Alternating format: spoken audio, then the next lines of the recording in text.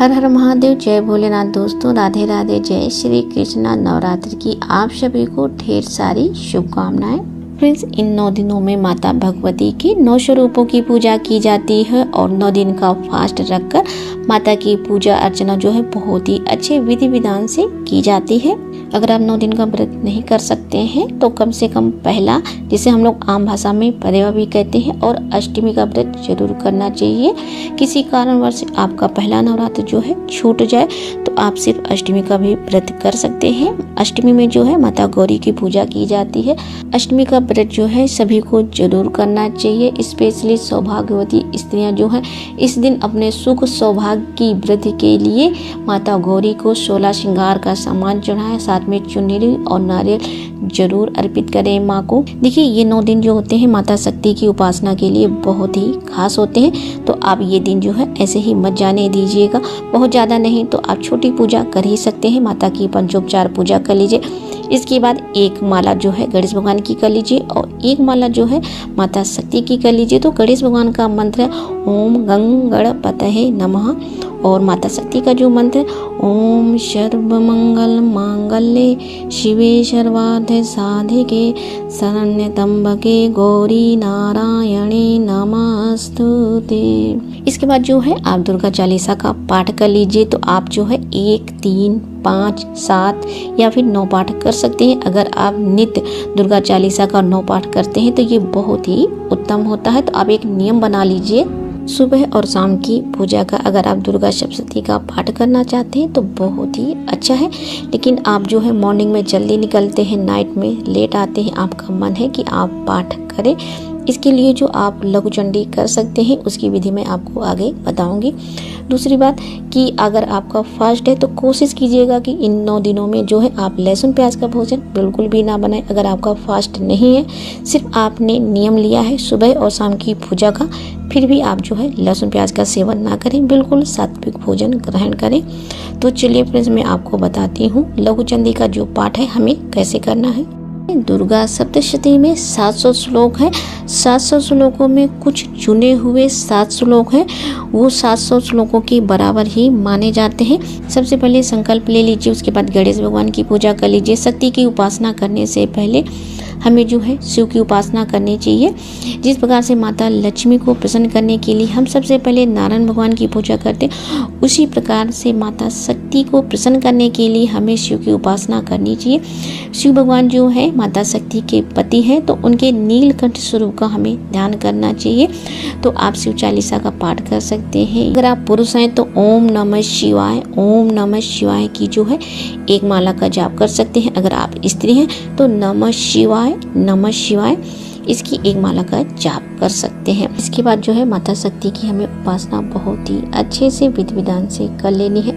उसके बाद जो है हमें पाठ प्रारंभ करना है। तो इसके लिए जो आपके पास ये ग्रंथ होना चाहिए, यह है श्री दुर्गा सप्तशती। अगर फ्रेंड्स आप ले रहे हैं या लेना चाहते हैं तो आप जो है गीता प्रेस गोरखपुर की ही लीजिएगा, क्योंकि गीता प्रेस गोरखपुर की जितनी भी धार्मिक पुस्तकें होती बहुत ही कम रेट में बहुत ही अच्छी मिल जाती है। तो चलिए मैं आपको दिखाती हूँ कि पाठ हमें कहाँ से प्रारंभ करना है। तो फ्रेंड्स, ये है वो 7 श्लोक जो 700 श्लोकों के बराबर। तो सबसे पहले आपको शिववाच पढ़ना है, फिर दिव्यवाच पढ़ना है। उसके बाद आपको विनियोग करना है। तो आचमनी में थोड़ा सा जल लीजिएगा।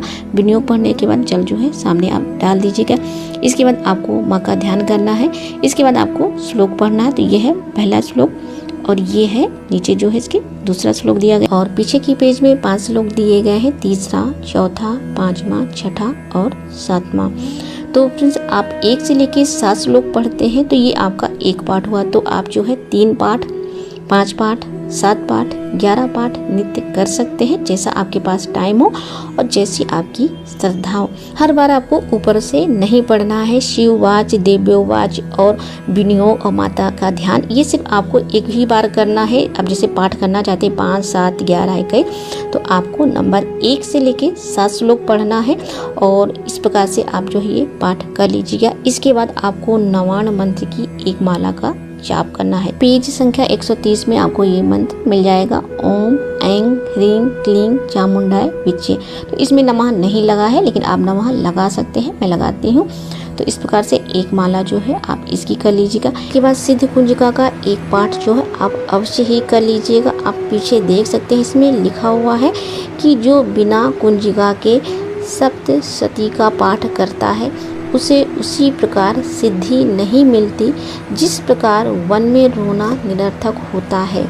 तो फ्रेंड्स इसलिए आप इसे जो है अवश्य पढ़िएगा। देखिए ये जो पाठ का नियम है आप सुबह का ले सकते हैं। अगर आपके पास सुबह टाइम नहीं, आपको मॉर्निंग जल्दी निकालना, तो आप जो है ये पाठ का नियम शाम को भी ले सकते हैं। बस आप सात्विक भोजन कीजिएगा अगर आप फास्ट नहीं कर रहे। अगर आपका फास्ट है तो बहुत ही अच्छी बात है।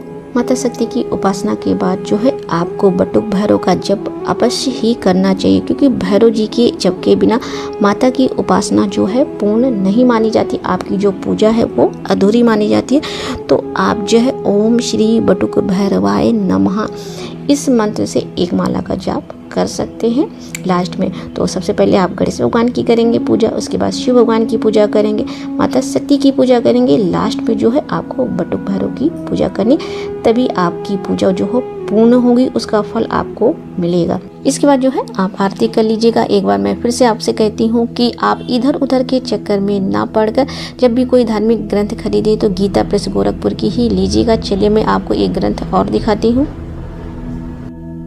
तो फ्रेंड्स ये है शिव पुराण, तो ये भी गीता प्रेस गोरखपुर के। हमारे पास जितने भी ग्रंथ हैं वो सब गीता प्रेस गोरखपुर के हैं। और फिर ग्रंथ को कभी ऐसे नहीं रखा जाता, इन्हें जो है अच्छे से कपड़े में कवर करके रखें। और ग्रंथ को कभी भी आप हाथ में लेकर या ज़मीन में रखकर बिल्कुल भी ना पढ़े।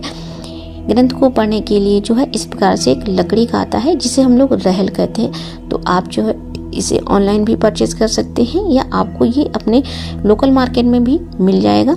तो सबसे पहले रहल के ऊपर आपको पीला या लाल कपड़ा बिछाना, उसके बाद ग्रंथ को रखना। ग्रंथ को आप प्रणाम करेंगे, अपने मस्तक में लगाएंगे। उसके बाद आपको थोड़े से अक्षत और पुष्प चढ़ाने, यानी छोटी सी आपको पूजा करनी। उसके बाद जो है आपको पाठ करना है। पाठ जब आपका समाप्त हो जाए उसके बाद ग्रंथ को आप फिर से अपने मस्तक में लगाइए, प्रणाम कीजिए। बस ये है छोटी सी विधि। तो फ्रेंड्स आई होप कि आज का वीडियो आपके लिए काफ़ी यूज़फुल रहा होगा। तो फिर मिलती हूँ इसी प्रकार से एक नए वीडियो के साथ। हर हर महादेव, जय भोलेनाथ।